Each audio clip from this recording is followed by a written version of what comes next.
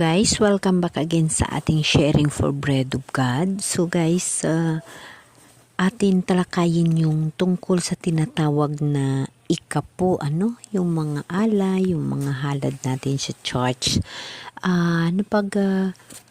Usapan namin ito during the time na nag-live ako, alam niyo ba, brothers and sisters, na mayroon akong na-encounter, hindi ko siya kilala, nagkakilala lang kami sa social media, So, nag-sharing kami sa aming mga karanasan tungkol sa ating mahal na Diyos, no? So, kagaya ko, marami din siya mga karanasan, mga mirakulo o mga bagay na nanggagaling din sa mahal na Diyos na tumutulong sa kanyang buhay. So, ganun din ako. So, bali naabot ng sharing namin at nagkakilala kaming dalawa.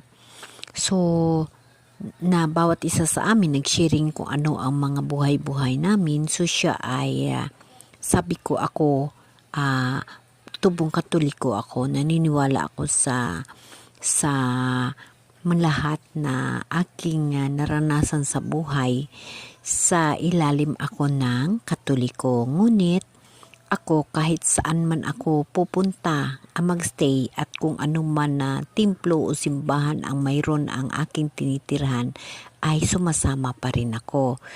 Ngunit para sa akin, ang panampalataya natin ay sa puso, patungo sa Diyos, hindi o sa simbahan, no?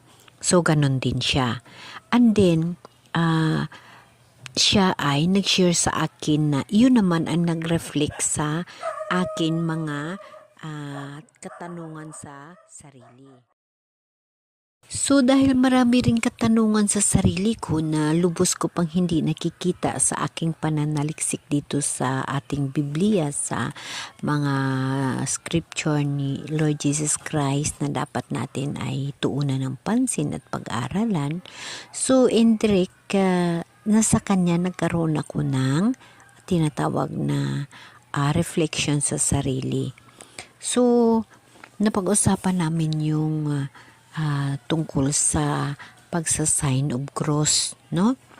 So, siya ay Katoliko din siya, ngunit lumipat daw siya sa isang religious. So, the time daw na siya ay bautisuhan, umurong daw siya dahil ang naayawan niya daw ay yung ikapo. So, yun ang kanyang sharing. And din lumipat naman siya sa isang templo. Again, yun pa rin ang kanyang inayawan, yung ikapo. Yung tinatawag na ikapo, yun yung mga alay, yung mga halad, no? Yung mga halad natin sa mahal na Diyos. So, sa aking kinalakihan, ang pag-aalay, ang paghahalad, kinakalakihan ko sa aking ama, na tuwing mag-harvest ng paray at maganda yung mga harvest, nagdadala kami ng palay sa simbahan para na ito ay blessingan, no? And then, pag maibinta ang palay, ay bumibili ang tatay ko na para pagsaluhan namin, pasalamat sa Diyos na nagkaroon ng mga blessing. And then, of course, namimigay yung pagsimba sa church. Nagbibigay ka ng kusang mong loob, no? Kusang loob, hindi ho sa pilitan, hindi ho binibigyan ng amount, or hindi ho nagbibigay kung magkano lang. So, bilang maka-Diyos o bilang nanampalataya ka sa Diyos, hindi lang ho yun ang dapat mong bibigyan ang church, kundi sa paglabas mo, kung nakikita mo yung mga tao na dapat mo tulungan, sila ho ay tulungan mo. Sila ho ay bigyan mo ng blessing na sa sayo. Yun ho ang aking kinalakihan. So, in short, na siya, umayaw siya sa mga ibang reliyon na kanyang pinuntahan dahil ho sa ikapo. So, nagbalik loob siya sa Katoliko kasi daw, sabi niya nga, kahit magkano. So, it means na sa ikapo siya ay dahilan lang sa ikapo ay nanumbalik sa kay Jesus Christ, no, sa church ng Katoliko. Now, bakit na naisabi ko na bumalik ko siya? Kasi napag-usapan namin yung tungkol sa sign of cross. Kasi sa sign of cross, so, halos lahat sa nakikita ko, ang kinalakihan ko lang ho ang mayroon.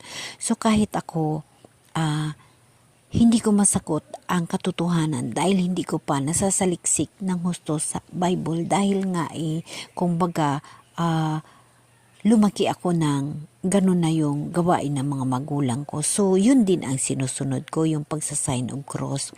So, dahil ako mismo ay nananaliksik at inuunawa ang katotohanan tungkol sa pag-sign of cross. So, sa kanyang mga sharing sa akin, at sa refleksyon sa sinasabi ko sa nangyayari sa akin at mismo sa buhay ko ay napagtanto ko at napag-isipan ko at mismo napatunayan ko na ang sign of cross is isang tanda at kailangan natin. No? Dati mga kaibigan, sinasabi sa akin pagdating ng mga debate na yan tungkol sa sign of cross dahil wala pa akong pinanghahawakan at wala pa akong kumbaga patunay sa sarili ko na nagka-connection ako sa mahal na Diyos ng ukol sa sign of cross. Lagi kong sinasagot sa mga kung sino-sino man ang magtanong na mga debate. Lagi kong sinasagot, yun yung aking tanda na kilala ako ni Lord kasi nag-sign of cross ako. Kilala niya ako na ako ay isang tupa. Yun ho, yung karamihan na sinasagot ko, no. Ngunit ngayon, aking napatunayan sa aking sarili. Kaya yun ang ibabahagi ko sa inyo mga kapatid na ang sign of cross ay para sa akin ay napakalaking halaga, no. Bilang sa mga Kristiyano, no. Ang sign of cross, isa ho kaarmas natin upang panatilihin natin ang ating panampalataya sa mahal na Diyos kag ang Espiritu Santo ng Diyos. Brothers and sisters, mayroon akong isang pinanghahawakan tungkol sa sign of cross. Kaya ako'y naniniwala na ang sign of cross ho ay isa ho sa dapat nating gagawin sa buhay upang manatili ang ating kaugnayan sa ating mahal na Diyos. Ang sign of cross para sa akin ay napakahalagang bagay. Noong kasalukuyan na ang aking mother-in-law ay kumbaga malapit na siyang tinatawag ng ating Panginoon. Siya ho ay na ilipat sa ibang reliyon. At the time, napakarami ho ang tao na nakapalibot sa kanya, iba-ibang klase na reliyon, yung mga pamilya namin, mga brothers-in-law, sisters-in-law, mga kapatid namin, magkaiba-iba ho kami na templo, kumbaga, magkaiba-iba ho kami na bahay ng Diyos. Pero at the same, na iisa pa rin yung aming panampalataya na iisa pa rin ang Diyos na sinasamba. Iba-iba lamang ang paraan at iba-iba lamang ang pag-uunawa. So, after na kami ay nag-ipon-ipon, kanya-kanya ho kami pag-prayer. So, yung mother-in-law ko ay isang reliyon din na malakas din na reliyon. Siya ay buong pamilya, pati yung father-in-law ko, no? So, kumbaga, ganun na ho yung kanilang pamumuhay. Now, in the time na torno ko na mag-prayer, yung kaugalian ko na pag-prayer, yun ho ang ginamit ko bilang Katoliko. So, nag-sign of cross ako, nag-prayer ako. In the time, nagkaroon ho ako ng prayer tank. Hindi ko ho sinasadya na gagamitin yung prayer tank ko, ngunit gumana sa panahon na yon. Wala ho ni isang nag-interrupt sa akin at wala rin ho isang nagsabi o nagsumbat sa akin. Basta lamang ako ay nag-prayer tank at hindi ho yun nahinto.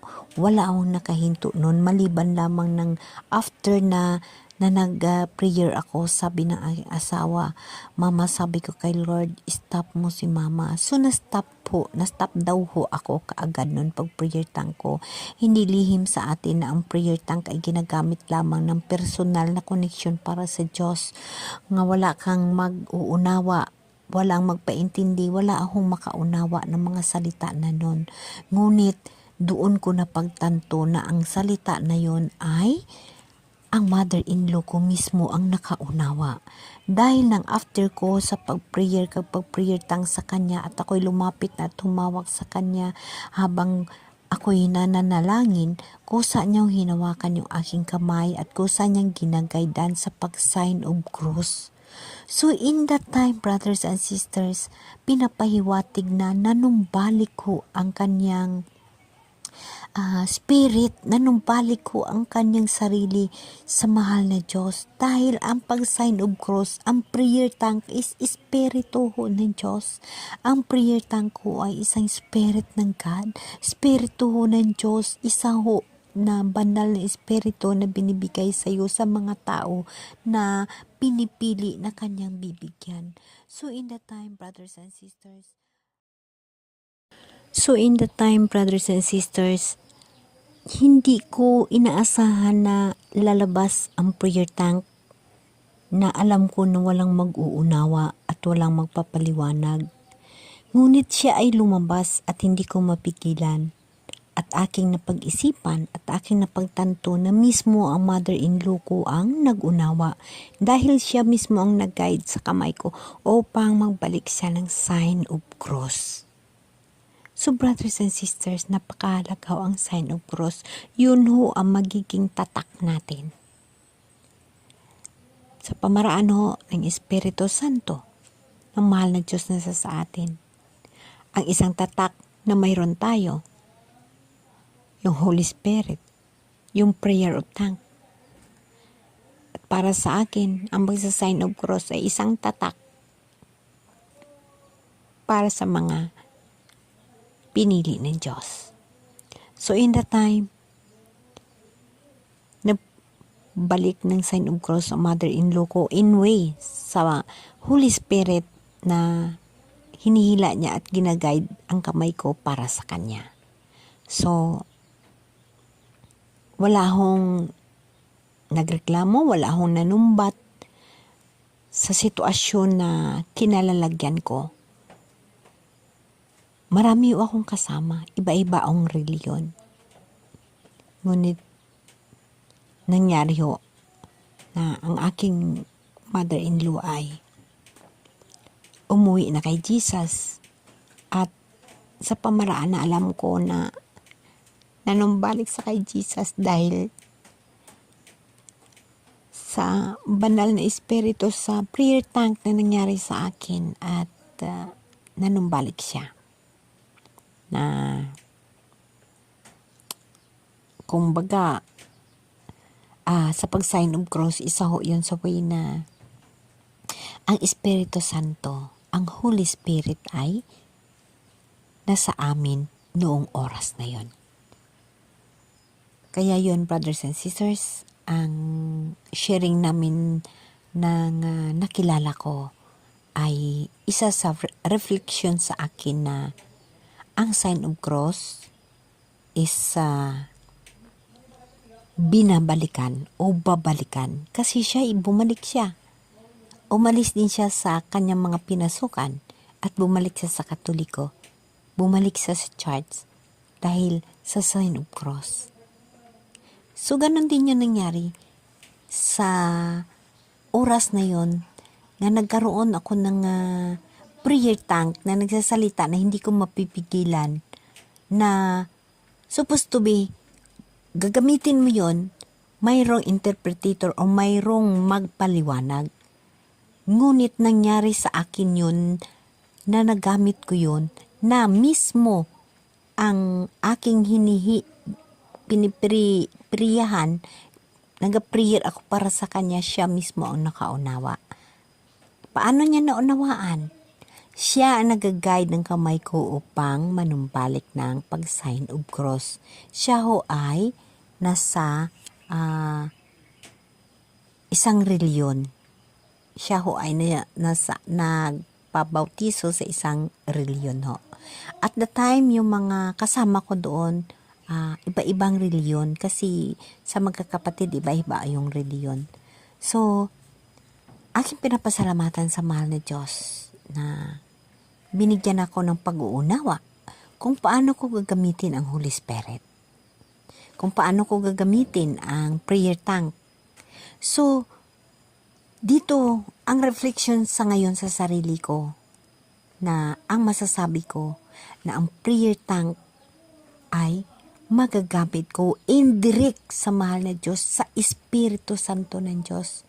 Naggamit ko siya para sa Espiritu ng malapit na uuwi sa Kanya.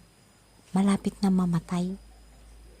So, ibig sabihin yung Holy Spirit, yung prayer tank na nandito sa akin, ay nagamit ko para doon sa kaluluwa ng aking mother-in-law. Nagsa-sign of cross. Bumalik siya ng sign of cross. Ang sign of cross, brothers and sisters, ano man kayo na reliyon, ano man kayo na sikto, maniniwala man kayo o hindi, pero para sa akin ay isang armas. Isang tanda, isang tatak para makilala tayo ng mahal na Diyos at maunawaan natin ang mahal na Diyos. Maraming tentasyon na nagsasabi, maraming mga bagay magsasabi na hindi totoo yan kasi si Bad ganito rin siya magawa, ganito rin ang mangyayari. Alam niyo ba, brothers and sisters, pag kayo ay maka-Diyos, pag kayo ay ang Holy Spirit ng mahal na Diyos ay nasa sa inyo, malalaman nyo at mararamdaman nyo yun. Number 1, kung ikaw ay maka-Diyos, wala sa iyo ang mga inaayawan ng mahal na Diyos. Lagi niyong tatandaan yan, ang Holy Spirit ng Diyos ang sa puso mo. Amen?